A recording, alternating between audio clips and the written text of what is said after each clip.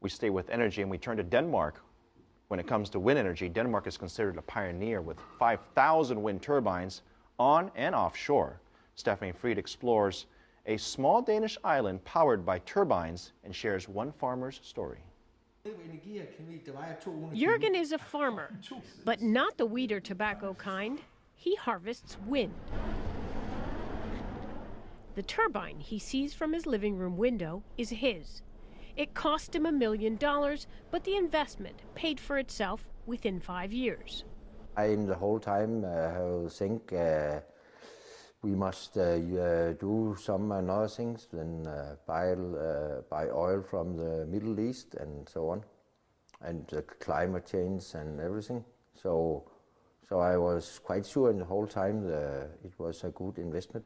Jürgen lives on Samsø Island, Denmark, along with 4,000 other eco-minded Danes. Electricity here is 100% wind generated, powered by turbines completely owned and funded by the islanders. A 1980s campaign to cut CO2 emissions put Denmark at the forefront of wind energy. Today, the tiny country produces more than 50% of the world's turbines. A quarter of the country's electricity is wind generated, and the government aims for that number to jump to 50% by 2020. We are heavily dependent on import of fossil fuels in Europe. That's why our electricity prices in general are higher than they are in China or in US. And the only way that we can get out of that import dependency will be through a transformation where we focus on energy efficiency and renewable as a major part of our energy supply. Wind energy is clean and leaves no carbon trace. But turbines, turbine upkeep, and wind-generated electricity are costly. As incentive, the government offsets costs with subsidies.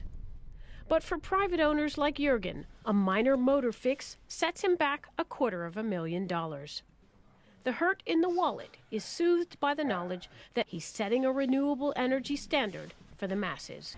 There are 11 wind turbines powering this small island. Another 10 offshore are being used to export energy. This is a model island. There's a zero carbon footprint here. But the people here say they hope they're setting the standard, and in the future, this will be the norm. Stephanie Fried, Samsø Island, Denmark.